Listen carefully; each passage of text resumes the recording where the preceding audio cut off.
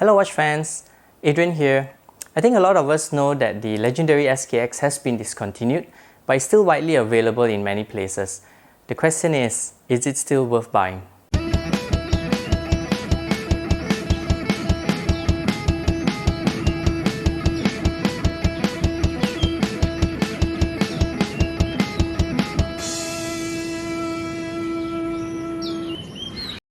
Before I continue, please like and subscribe if you like this video, as it really encourages me to develop more content. Ever since I got into watches slightly more than a year ago, the SKX has always been in my radar.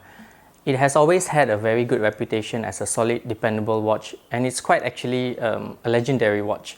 The more common versions of the watches are the SKX009 and the SKX007, which is the Pepsi and the black version respectively. There are many variants of the SKX, most of them discontinued, including the more famous ones like the ones I just mentioned earlier.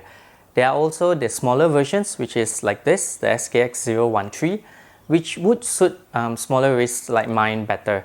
I've had it for about 8 months now, so I would like to share my thoughts about this watch. And since it's been discontinued, whether it's still worth buying, as we have seen that it has been kind of replaced by the new Seiko SKX5, or what some people would say the 5KX. Let me first go quickly through the specs of the watch. It is made from 316 stainless steel. It has a case diameter of 37mm, it has a case height of 13mm, and a relatively compact lug-to-lug of 43mm. The small size makes it really suitable for those with smaller wrists. It has a lug width of 20mm, which is kind of great because it's a very common strap size. The glass is hard lex, which is not sapphire. It scratches a lot more easier, and unfortunately it can't be buffed out. Let's get to the pros of this watch. It is an actual ISO 6425 certified dive watch. There isn't many certified ISO dive watches out there, especially at this price point. There is a ton of criteria that the watch has to fulfill in order to obtain this certification. It has to have a unidirectional bezel, luminous running seconds hand, a marker on the bezel, and it has to be visible from 25 cm from the eyes. It also has to fulfill ISO 1413, which is shock resistance, as well as ISO 764, which refers to the anti-magnetic properties. There are other requirements that it has to fulfill, but the above that I mentioned earlier are some of them. It also requires that each watch is tested to 125% of its depth rating. The 7S26, even though dated, is a very solid, reliable watch, and it's quite relatively easy to maintain and repair if anything actually goes wrong with it. Even though looks are subjective, I would actually put the looks of the Seiko SKX as a pro. It really has a very strong Seiko DNA, and the design makes it extremely legible even in bright sunlight.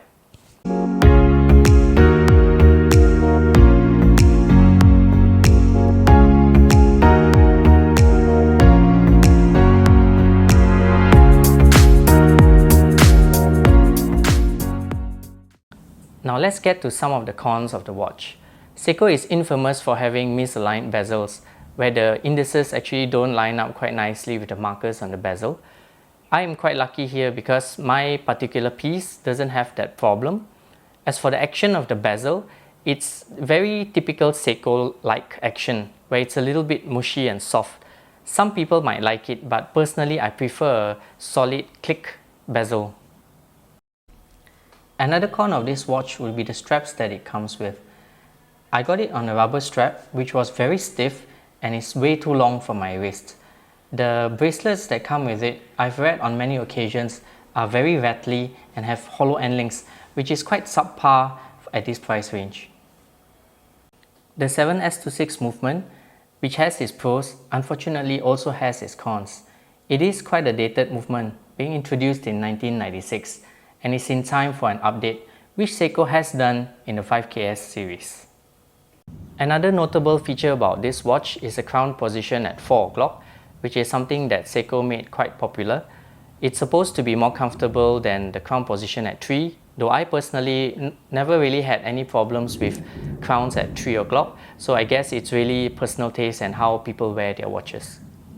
This is how the watch looks on my 5 3/4 of an inch wrist. I have really small wrists, so I think that it fits my wrist quite well, though it might look a little bit small for those with larger wrists. So I would definitely recommend the 007 or the 009 for those with larger wrists.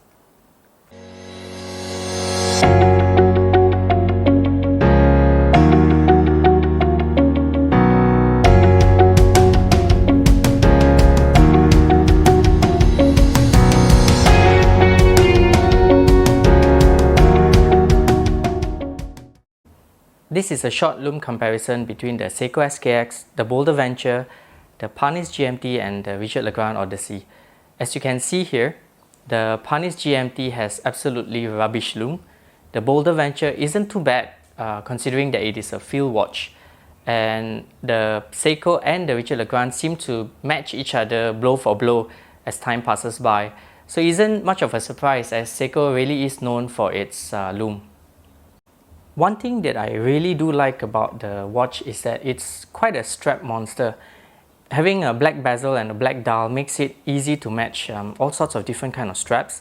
And if you notice throughout the video, I've actually put it on as many different straps as I can just to give you an idea of how the watch looks like with different kinds of straps such as rubber straps, metal, as well as NATOs. Of course, there's lots and lots of NATOs in this video.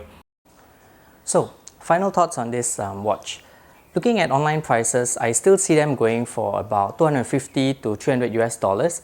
At those prices, which has actually gone down a little bit ever since it was announced that it was going to be discontinued, I believe that it is still worth getting for a couple of reasons. One, if you have small wrists and you would like a smaller watch, smaller dive watch, there isn't many other choices out there. And it also does seem that smaller dive watches or smaller watches in general are getting back into trend right now. Another reason would be that it is an actual ISO certified dive watch, which means that besides it being actually good for diving, it is also a tough little thing as it has to fulfill all sorts of different toughness requirements in the ISO to get the ISO certification. Another reason is that, well, it's the Seiko SKX. I believe that a lot of people should at least have one in their collection. Maybe that's just my own personal thought, but having a good legendary dive watch such as this would make a collection actually a lot nicer. So that's all for now. Thank you guys for watching and see you guys in the next vid.